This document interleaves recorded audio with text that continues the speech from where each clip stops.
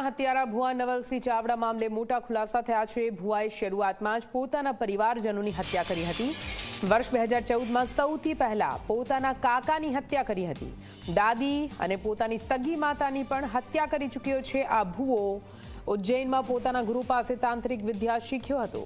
Sodium નાઇટ્રેટથી લોકોની હત્યા કરવાનું શીખ્યો હતો। સાથે જ પોલીસ તપાસમાં એ પણ સામે આવ્યો છે કે મૃતક નવલસિંહ ચાવડાના પિતા કનુભાઈ છે, જો કે અરવિંદભાઈ તેના પાલક પિતા હતા।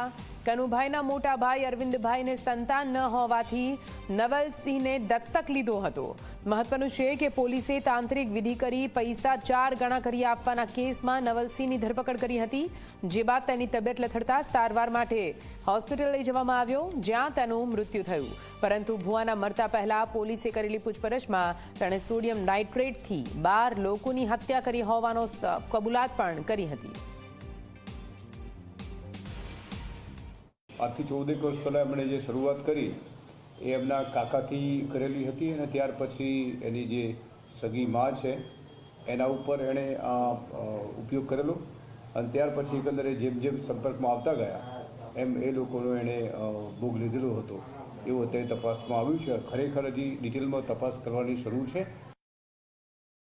એમનું કહેવું એવું હતું કે 2017માં શૈલેષ મહારાજ કરીને એમના ઘરે આવેલા અને એમણે જે તે વખતે આ વાત એને કીધેલી હતી, પરંતુ જે સૌ પ્રથમ એણે જે બનાવ બનાવ્યો હતો એ 2014માં બનાવ્યો હતો, એટલે એ બાબતમાં તથ્ય જણાતું નથી।